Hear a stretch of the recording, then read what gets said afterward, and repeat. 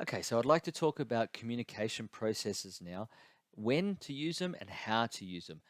Um, and I'm not going to get into too much information or detail here, but just to sort of, um, I suppose, name up a couple of different formal processes. So the three main forms of formal communication processes, these are ones that are sanctioned by the organization, things that the organization will usually structure, particularly when we talk about bureaucratic or larger organizations. For example, you'll see the chain of command, which is the chain of communication. So it'll go from the most senior person down through, so the most senior bureaucrat in the department, or the most senior executive, the CEO, will make a decision. They'll pass it down to the next level of management. They'll then pass it down to the next level of management, who then pass it down to the next level of management, who comes when it comes to us, and we pass it down to our team, and so forth. If one of our team members go, "Oh, hang on, yeah, I've got a problem with this," and we think, "Oh, yeah, well, that's a legitimate point," then we pass it up to our manager, and then they pass it up to their manager, and then they pass it up to their manager, and they pass it up to their manager, and so forth. The more layers of bureaucracy within the organization, the more uh, prolonged, or the slower the information is from getting from point A to point B. So if you've got a fairly flat organization, it can be moderately quick. If you've got a big organization like a government department or a multinational, it can be really quite slow, uh, because you only need one of those points of chains to someone to be on leave, or someone to be too busy to check your email, or someone to be inaccessible for a while, or be overseas with one of our key stakeholders, and it slows everything right down. But it gives us high control. So by going through each chain, so one of your team members comes to you with feedback, you get the opportunity to filter it through before you pass it up to your manager. So some of the stuff that your team member says is not relevant, some of the stuff is relevant. So you'll pass up to your manager. Your manager then gets it and goes, "Oh, that's a pretty legit point from Tony. Actually, Tony's given me 5 points. I'm going to filter two of those. I'm just going to send up the next three." And then their manager will do the same thing. So you get this control of information going through the organization. So the CEO or the most senior bureaucrat in the organization isn't lumped with a heap of stuff that may not be relevant to them, or that management at other levels should be dealing with. So it's good control, but it does slow it down. Depending on the form of communication that you use, it can be really quite accurate as well. So you think about an email that comes from the CEO, and then it gets passed down, and then it gets passed down and gets passed down. It can be really quite accurate, and especially then if it goes the other way around and it's got that high level of control. At each point of those levels, so it gets to me, I then call a team meeting, whether it's virtual or whether it's face to face or whether it's done through a group email. We get this wheel, and that's where I am the conduit information, and then all the team members are like spokes.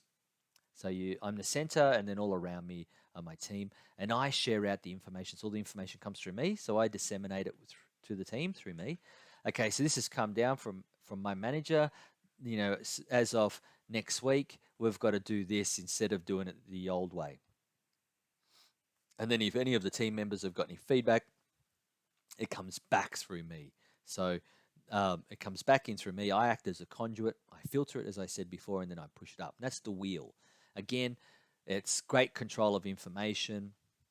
It's if we've got that great control, it adds to a higher level of accuracy. Of course, the problem is that if I'm an ineffective communicator, it's a risk. So if I'm not very good at sharing that information with the team, say I'm not a very good communicator, I don't have very frequent meetings, or I'm not very good with my emails, or I'm absent, or I'm on leave, or I'm constantly traveling with work, and I'm not necessarily communicating as well as I could be with the team.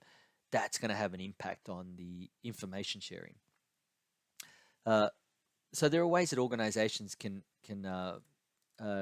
bypass that. They can have like good 2IC, second in charge, or have other mechanisms if people aren't getting information by which it can be shared.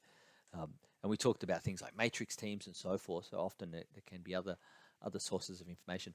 The third one is the all channel, and the all channel is really where an organization can sanction a group to allow it to communicate with anybody anyhow they want within a particular kind of scope. So it might be like, say, a self-directed team, self-managed team is a really good example of this, where the organization says, look, there's no conduit, there's no formal leader. You guys can communicate amongst yourselves any way you want.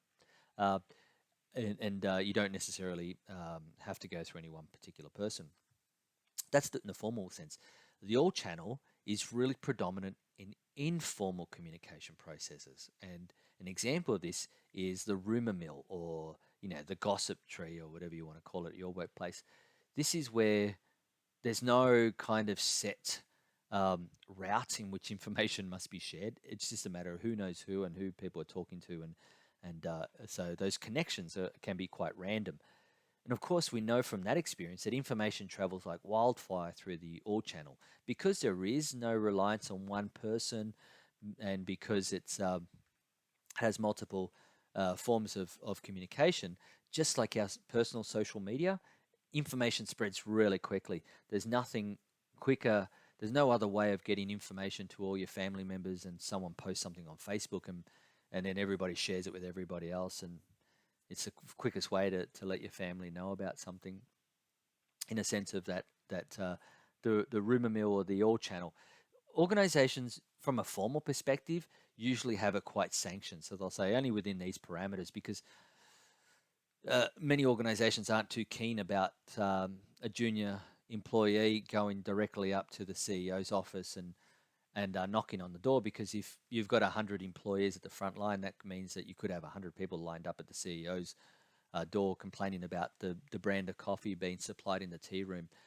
So it's often not something that is formally sanctioned by the organization, unless it's in a smaller kind of scope, like a self-managed team, or a particular uh, um, a program team, or a particular project team of some type of nature that doesn't require a designated leader or manager.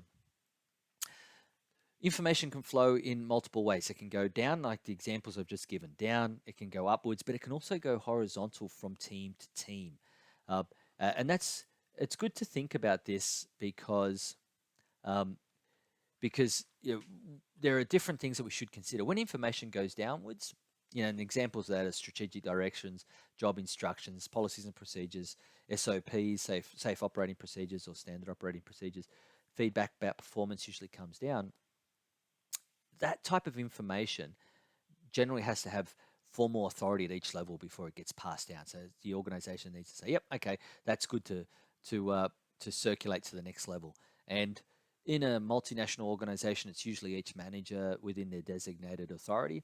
Within the government, public service, you'll have things like security markings, that will control that as well. When management, so when we're providing information to our teams, when management provides information to teams, that's us talking to our teams. We need to be clear about what the message is and what management's message is.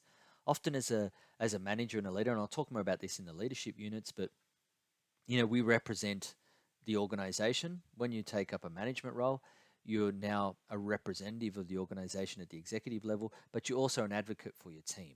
So you've kind of got that one foot in each part of each different perspective. So you want to be clear about what's the management message here and what's your message here. You want to make sure it's timely. You want to make sure that everybody that should be included in the message gets that message. You want to be open and honest. You want to make sure that you're using the right method, whether it's documents or emails or some a captured video um, meeting or something like that. And you want to make sure that you're clear about how information can go back up the chain if it's required. So you outline a process feedback. If you've got any issues, make sure you come back to me. I'd really like them in email so that I've got a clarity of the thought of what the issues you're raising before we have a discussion around it. So you can be really quite specific about how you want that feedback. So team meetings, one-on-one discussions, emails, and sometimes signage can be an example of that. When we're communicating amongst our teams, we've got to make sure that, particularly when I talked about that all channel, you've got to make sure that you have um, you're clear about what the organization is sanctioning these things. So as I said, many organizations aren't really keen with formal process of all channel because it just ends up being a rumor mill.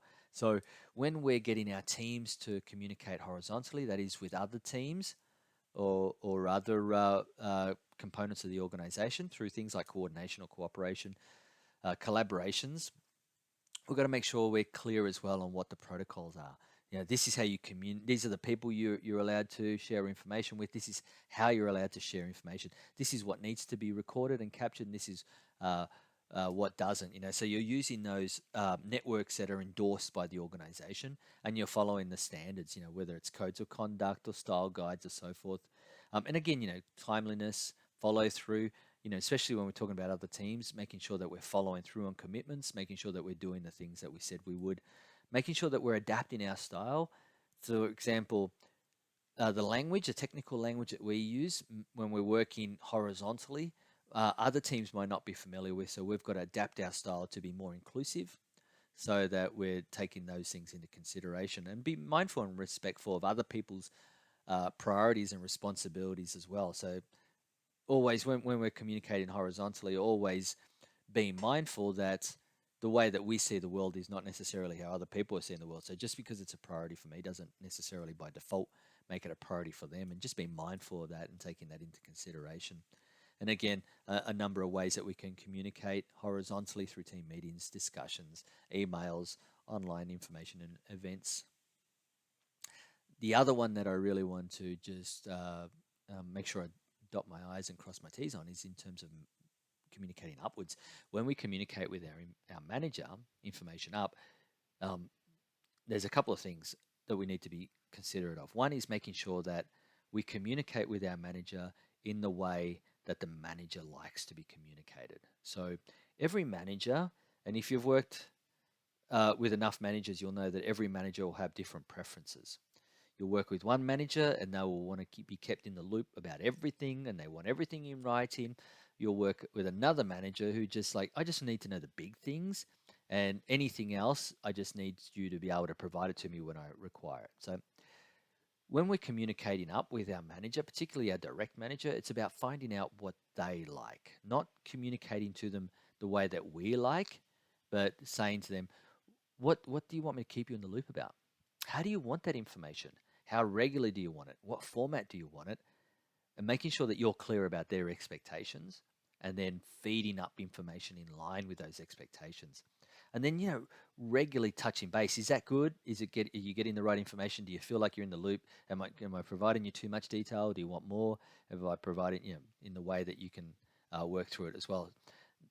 When we talk about managing our managers, that's one of the key elements of that is understanding how your manager likes to work, recognizing and not being judgmental, saying, oh, that's not as good as my last manager, or it's, my last manager did better. It's like, it is what it is. This is how your manager wants it.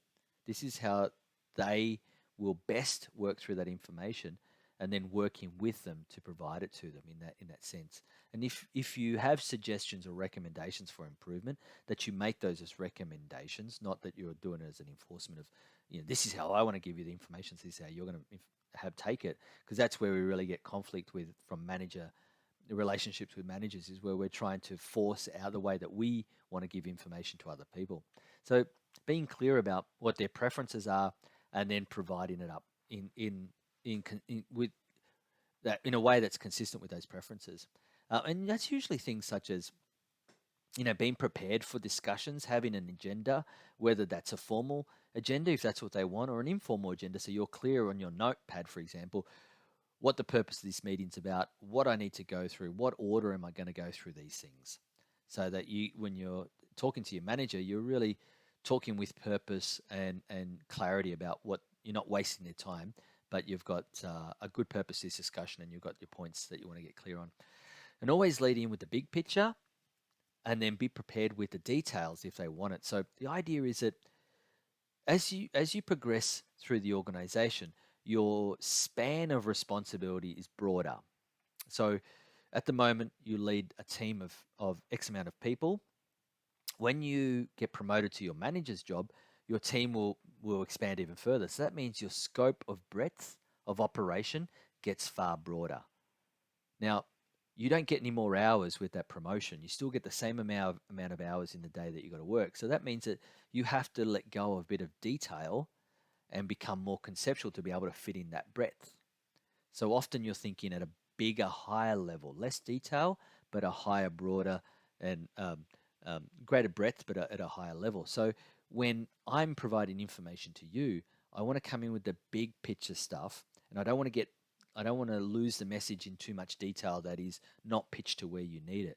So part of working out what your preferences are is also, understanding what the the I suppose the point of depth in which to come in on our discussions, but generally leading in with a big picture. So if you've written an academic paper, yeah, you're doing an abstract. You're leading in with your abstract, or if you've written a business report, you're leading in with your executive summary, and then you can provide the detail if they require it. You say, "I've got the detail here if you want it." And they might go, "Oh, no, that's okay. Just email me the detail so I've got it on file if I need it." As long as I understand the big issues, the key issues are, I'm okay with it. Yeah, and that's that keep a paper trail, and making sure that you follow up where required. One-on-one discussions, emails, reports are all examples of methods that we can use to communicate that stuff. And and the type of information that we feed up, of course, are things like performance of individuals or teams or of our work group, uh, individual goal setting, employee problems, employee suggestions, issues around morale, satisfaction, any of those, and I call them organic ideas, anything that comes from the ground up is generally the type of stuff that we want to feed up to our managers.